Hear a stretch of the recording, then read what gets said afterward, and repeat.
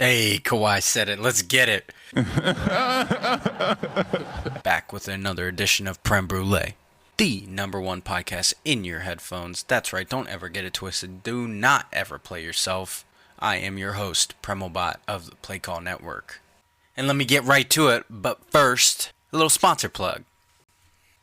Let's get going with the FM or not. First up, we had to talk about the NBA draft. Couple headlines here. The first three picks were all chalk, what everybody expected. Zion Williamson, number 1 to New Orleans. Ja Morant is now the new point guard for the Memphis Grizzlies after they traded Mike Conley last week. And RJ Barrett went number 3 to the New York Knicks. A couple picks worth noting. The biggest slip in the draft was Nasir Little going to Portland at number 25. A lot of people thought he'd be a lottery pick. Legendary shot-blocking center Manute Bol's son, Bol was not selected until the second round, number 44 to Denver. I mean, this is all yeah fam. I'm a huge draft fan. Give me the draft sound left and right. But the real yeah fam is to seeing these prospects get emotional after their dreams and hard work are realized. I'm here for it. Cutting onions and all. But I love that shit. Love seeing the players, and they get to bring up their parents, anyone that meant anything to their journey. Love all that. Can't believe there's a time where the draft wasn't televised. As for a couple things to note with the draft, Zion Williamson, easy pick. He's got great odds to win Rookie of the Year, and I don't see any reason to think otherwise. He's going to get every opportunity in the world to lead the Pelicans. And I think he's got the personality and the humility to do it. Love RJ Barrett to the Knicks. You can tell he loves the stage and he's ready for it. I think he will be tremendous value. I think people sleep on RJ Barrett just because he was teammates with Zion. Love what the Pelicans did, acquiring young talent. Do not play yourselves and let them just list a lineup with all their young talent and expect them to go far. Because a lot of the lineups they're listing won't have the least bit of spacing on the floor. So don't look for Lonzo Ball, Brandon Ingram, Zion Williamson, new rookie Jackson Hayes to all be on the floor at the same time. Be atrocious spacing and no one would have to respect the jump shot on that team. Heavy alert, heavy alert, heavy alert. Next up, staying in the NBA. A yeah fam or not to the NBA awards. They just aired, just found out from a season that ended a long time ago who won all the awards from the year. The executive of the year went to John Horst of the Milwaukee Bucks. Coach of the year, staying in Milwaukee, Mike Budenholzer won it. The Bucks had a league best 60-win season. Defensive player of the year went to Rudy Gobert. It's a back-to-back hardware for Gobert. Most improved player, no surprise, Pascal Siakam won that one. Although I still maintain my boy D'Angelo Russell. Go Bucks. Sixth man of the year went to Lou Williams. He joins Jamal Crawford as the only 3-time winners of that award. Rookie of the year, no surprise there either. Luka Doncic won that one over Trae Young. And if you even thought Trae Young should win that,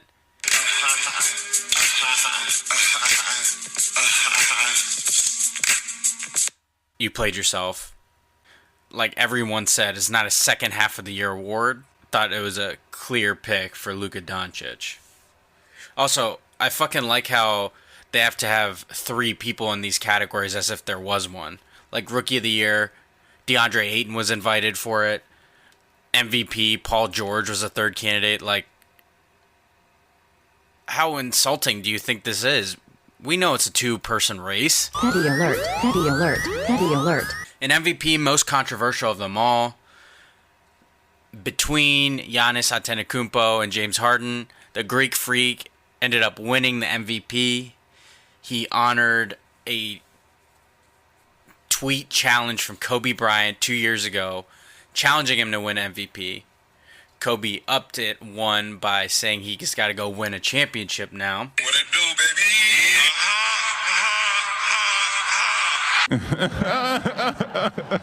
So, yeah, fam or not? Listen, all these were pretty much foregone conclusions. None of them are too much of a surprise. If you're complaining about Executive of the Year, who fucking cares? Petty alert, petty alert, petty alert. MVP, I think in an earlier episode, I indicated that James Harden probably deserved the MVP, but Giannis would win it. The NBA loves establishing stars and establishing new MVP, and this is a great opportunity to do it. I know all the reasons James Harden should have won it, but Giannis is the best player on the best team, and without him, they weren't shit. I'll tell you what is an odd, though. This format. Though, I mean, awards are cool and all, but 73 days after the season ended? Give me a break. Over 2 months ago? We're talking about things that happened over 2 months ago? And now we have playoffs stuck in our head, so of course nobody's thinking of James Harden for MVP. Because he didn't fucking show up for the playoffs. Remember when the MVP was announced during the playoffs so a player could have his moment with his home crowd? Like picture Allen Iverson raising the MVP trophy in front of Philly fans. Picture Kevin Durant calling his mom the real MVP. Getting to have a press conference with his teammates, family all there. Like, give me a break with this format, or at least move it up. I'm a hell nod to the format. So, in general, the NBA awards, I'm a nod just because of the format. I wanted a little Yeah Fam or Nah update to one from last week. So, last week I talked about Major League Baseball needing to add foul pole to foul pole netting to protect fans. I was a resounding Yeah Fam to extending the protective netting in Major League Baseball stadiums. This came after a little girl was hit by a foul ball on a May 29th Cubs versus Astros game. So, the MLB has not yet required the netting to be expanded. Apparently, the commissioner doesn't have the power to require it. How about just not fucking putting this on the commissioner? How about you all just stop sniffing your butts and protect the fans that are paying money to come to your stadium? Like I indicated last week, the traditionalists aren't who you protect in this. You want new fans, and you want new fans to come and feel safe in a stadium and not get a fucking screaming line drive hit an adult, let alone a child. So, the Los Angeles Dodgers recently joined the Chicago White Sox and Washington Nationals with plans to extend the netting in their ballparks foul pole to foul pole. And I'm a fucking huge Yeah Fam to this notion. At least this way, teams will start joining the fold until it's no longer cool to not have the nets. Until it's no longer cool to remain that stupid-ass traditionalist that literally every bit of history has proven traditionalists are a dying breed. Think about every tradition you know in sports, it's somehow changed. Yet, we still want to cater to these people. Just so they can maybe be coordinated enough to catch a fucking foul ball while they're holding a $12 beer in their other hand.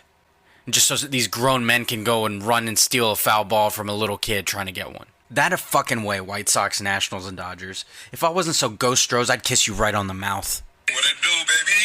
I love this, and I can't wait till team after team has to keep joining the fold until they're too embarrassed to be the last team standing on a stupid, dated, idiotic, traditionalist way of watching a game. You can still enjoy a game with a see-through netting and feel safe. Kids will still get an opportunity to get a foul ball from a bat boy, something. Or just buy him a fucking baseball, who cares?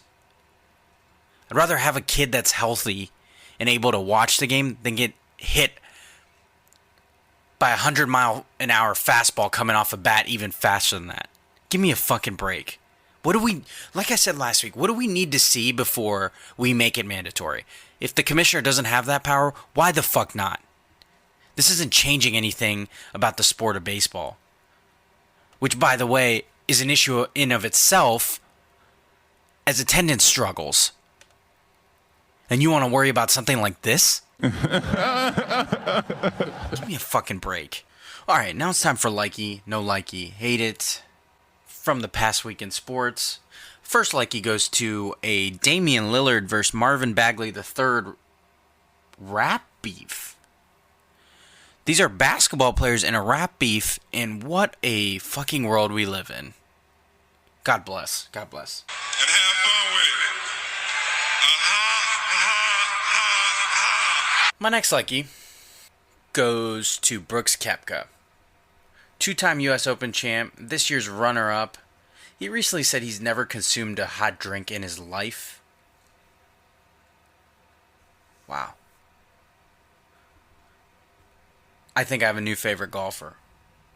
Team no hot drinks, even in the winter. It's a lifestyle. It's a fucking lifestyle. Sure, Koepka might be from Florida, but that's neither here nor there. It's a lifestyle. No likey to the fact that minus the Women's World Cup, we have this dumbass lull in sports until training camp starts up for football. I mean, right now, I would even take some hockey. I mean, number one hockey fan, big hockey guy. Go Jackets, go hockey. But hey, as they say in hockey, let's do that hockey. But that's how desperate I am. My hate it for this week. Did y'all see those newly drafted NBA players try to name things from the 90s? It'll fucking hurt your soul deep down. A good half of them didn't know who Outkast was. Former Kentucky Wildcat and now Charlotte Hornet PJ Washington called Destiny's Child the Cheetah Girls. I mean, you have to see it to believe it. But that's my hate it for the week. Told you, light sports week, baby. Still though. Kawhi. What it do, baby? You know what time it is. Joker's about to tell you. Here we go. Alright, time for my favorite section that you played yourself. What I look forward to every week. First up on You Played Yourself.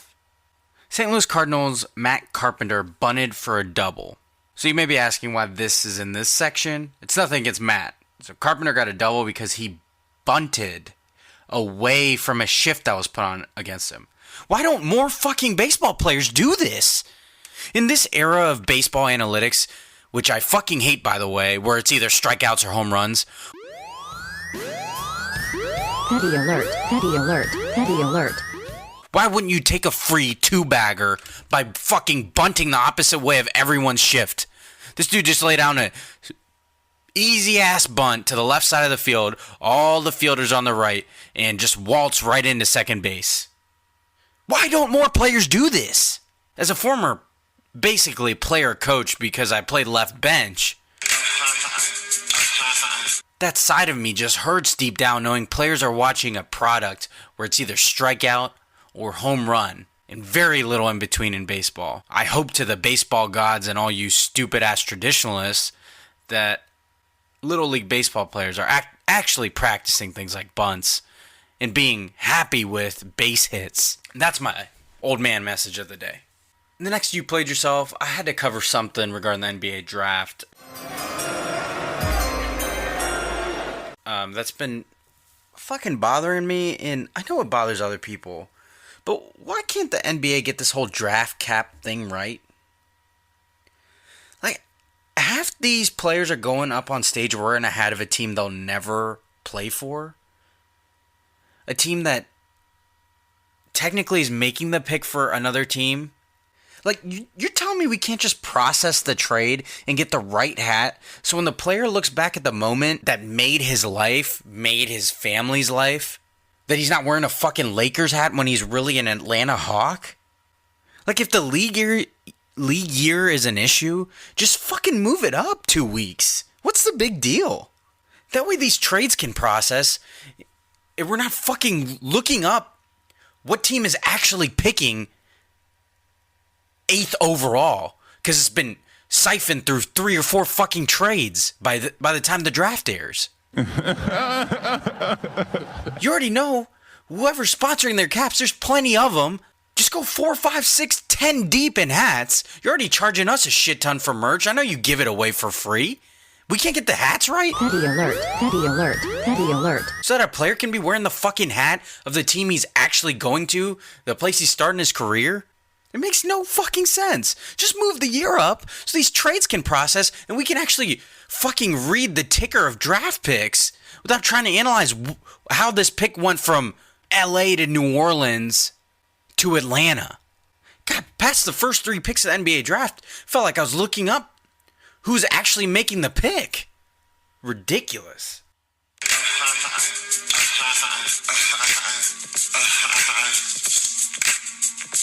The last and final you played yourself is kind of a doozy lately. So year in and year out, it seems like the New York Mets play themselves. God, I would hate to be a Mets fan. So this time there are reports that their front office has dictated some pitching moves during games this season. It's confirmed by multiple outlets. The New York Post was a first report about this, citing a specific incident on June 1st when Jacob deGrom was removed from a game while dealing with a hip cramp. So front offices are typically heavily involved in planning of lineups and pitching matchups before each game, but usually after the first pitch, managers have the ability to make moves through the course of each contest. Standard shit, right? Your coach is going to coach. So these same sources said that the Mets GM Brodie Van Wagenen had directives being forwarded to their manager Mickey Callaway through clubhouse staff. And that June 1st incident specifically involved Van Wagenen watching the game on TV and calling in the change. This dude was watching the team he's GM of on TV and called in for his manager to take the pitcher out.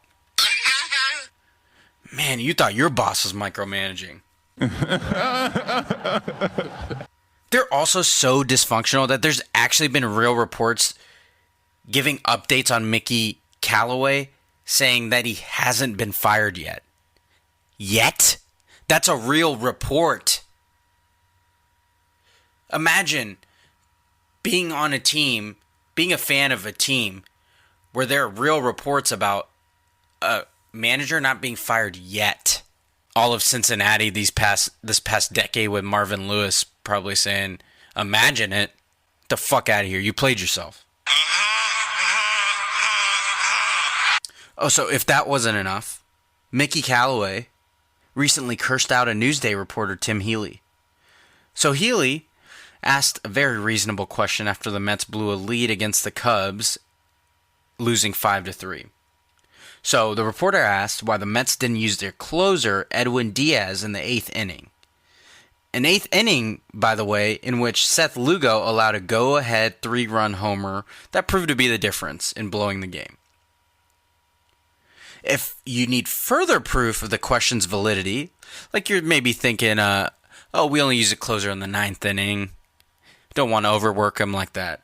If you need further proof, Diaz had only pitched once in 8 days. Petty alert. And on top of that, the Mets are in jeopardy of losing their entire season as they are now below 500. Petty alert. Petty alert. Callaway, cursing out that Newsday reporter, set quite the example as Mets pitcher Jason Vargas proceeded to curse Healy out and then take it a step further by threatening to beat him up. Wow, pro athlete threatening a fucking reporter.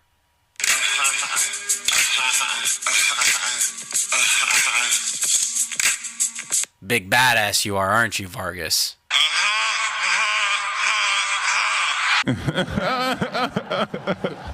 It then took Callaway 2 press conferences to finally apologize. Worth noting, the Mets fined both Callaway and Vargas. But this is exactly fucking why bad teams stay bad. Exactly fucking why. Make the same mistakes over and over again, and your dysfunction is cyclical. You never break it. You try to be these storybook franchises, but there's a fucking reason you suck. And it starts from the top. Calling in changes by your GM, being a cheap ass in baseball, it doesn't fucking get you anywhere. God, I feel so sorry for Mets fans. This is a good opportunity for you to be thankful for your fandoms. Like, you could always be a Mets fan. You could always be a Bengals fan.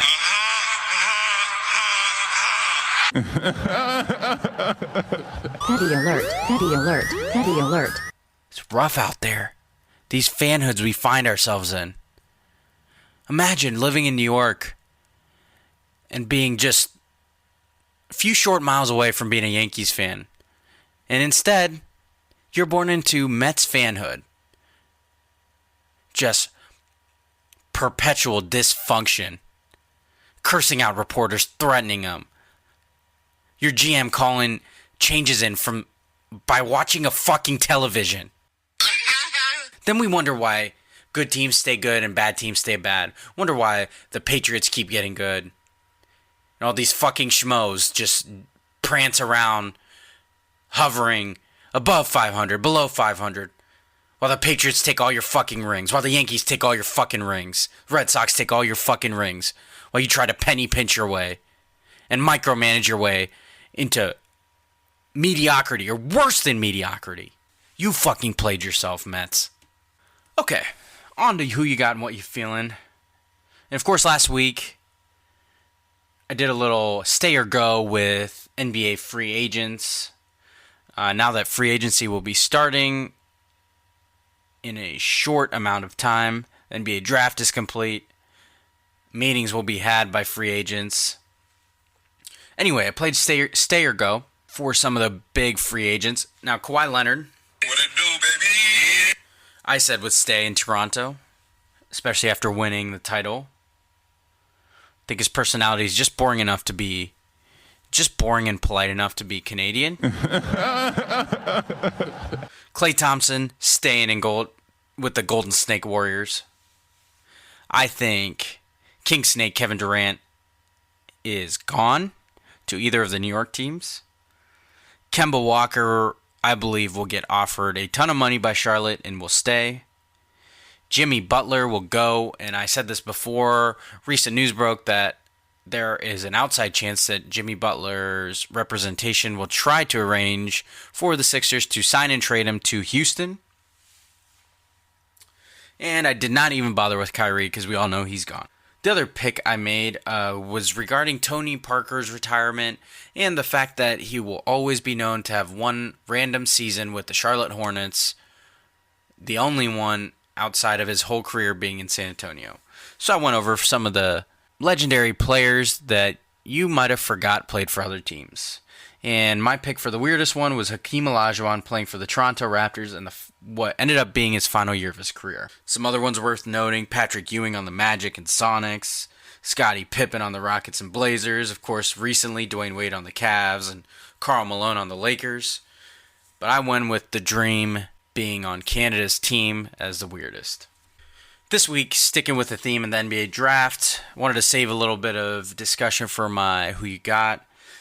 And wanted to give you a little bit of my breakdown for worst picks, some winners of the draft. So first of all, for worst picks, the Washington Wizards at number 9 taking Rui Hachimura out of Gonzaga. Fantastic player, fantastic collegiate career. Just a fucking odd choice because they didn't even talk to the guy or work him out before in the pre-draft process. How do you make such a huge decision for a new player on your roster without doing your due diligence? Yikes. And of course, the most obvious of reaches was Cameron Johnson from UNC being taken at number 11 by Phoenix. Whew, what a reach. Interesting fact, as a rookie, Johnson is actually older than Sun Star guard Devin Booker. But you know, Phoenix gonna Phoenix. We were just talking about why bad teams stay bad. You do stupid shit like that. You trade out of your number 6 pick, move down to 11, pick up Dario Saric on the way. Good, great. Need a point guard? Nah, forget it. Don't need one of those, do we? As for winners of the draft, this one's very easy. The Pelicans. Zion is the best player in this draft, and they got him. They won the lottery. Lose Anthony Davis and usher in a new era super quick. No true rebuild. It will be a reload. There's no reason to think the Pelicans can get just as far with Zion and their young core as they did with Anthony Davis, which wasn't very far at all. Petty alert, petty alert, petty alert. With less pressure. They also added Jackson Hayes, the center out of Texas, Nickeil Alexander-Walker. Outside of that, the Cavs quietly had a solid draft. They drafted Darius Garland with their number 5 pick, and then added Dylan Windler, a a sharpshooter out of Belmont before trading back into the first round to get a steal in Kevin Porter Jr. at the end of the round. The Atlanta Hawks were aggressive, trading up to number 4 to snag DeAndre Hunter, and then added Cam Reddish at number 10. They got one of the great value picks in the draft, in my opinion, getting big man out of Maryland, Bruno Fernando, all the way towards the end of the draft at number 57. The Hawks also made recent news by trading Kent Bazemore in exchange for Evan Turner. So look for the Hawks to make a little bit, perhaps a lot bit of improvement from last year. Not hard to do with how much they sucked, but they have a promising young core. And of course, I did a stay or go with the free agents, but I thought a pick'em between which free agent is the bigger domino. Kawhi Leonard. What it do, baby? Yeah, you know I had to. Or King Snake Kevin Durant. So it pains me to say this, but King Snake is my pick. If he winds up signing with the New York team, it definitely sets the rest of free agency in motion. So I'm not totally sold on this because I buy that if someone said Kawhi in relation to taking meetings with more teams than just the Clippers or Raptors. So, for example, our boy Kawhi takes a meeting with the Sixers. That definitely puts a hold on Jimmy Butler and Tobias Harris. However, my pick with King Snake is going off my gut feeling that Kawhi is only between the Raptors and Clippers. I think with either of those teams, they don't set much of a domino effect to the other free agents as much as Kevin Durant's potential to move on would. As for what I'm feeling, the little kid in me is definitely feeling Toy Story 4 coming out, and Lion King tickets have officially released. The little kid in me is giddy. I can't wait for both of these movies. Can't wait to see them. Some of my favorites growing up. And I love that a whole new generation gets to experience these. It'll be me and my grown friends in movie theaters with full-on families with children. Love the dynamic. You know how I like to end each episode with my too much sense. The advice you didn't ask for, but I'm going to give you anyway. This week is about recognizing relationships in your life in their give and take. So some of us out there are givers. We give way more than the standard 50-50. So an ideal relationship, the give and take is at 50-50. You give a little, they give a little. You take a little, they take a little. Now, a lot of us are okay with the give percentage being greater than 50%. Totally fine. I'm sure people love you for that, and they appreciate you for that. But we must be careful in giving too much without getting anything back. Because we risk the potential in burning out a relationship. And not only that, you deserve for your relationship to have some sort of reciprocation. Evaluate whether the relationships in your life, if you are both providing something to the relationship as well as the other person providing something to you. It's very important that it's not one-sided. Because that's not a real, true relationship, whether that's a friendship, a love interest, whatever. It can't be one-sided. It doesn't have to be 50-50, but it can't be 100-0. Otherwise, you need to think about whether that friend is really your friend or that significant other should really be your significant other. So much, too much sense for this week. Make sure the relationships in your life are somewhere near 50-50, but at least don't let them be 100-0. Nobody deserves that. And that'll do it for another edition of Prem Brulee, the number one podcast in your headphones. That's right, don't ever get it twisted. Don't ever play yourselves. I've been your host, Premal of the Play Call Network. What it do, baby? As always, you know the drill. Subscribe to the podcast, share this episode, tell a friend to tell a friend. Please check out all of our other Play Call Network podcasts. We greatly appreciate the support. Leave a review. I would love to hear your feedback. Constructive, positive, gas me up. Please do. And we'll talk to you next time.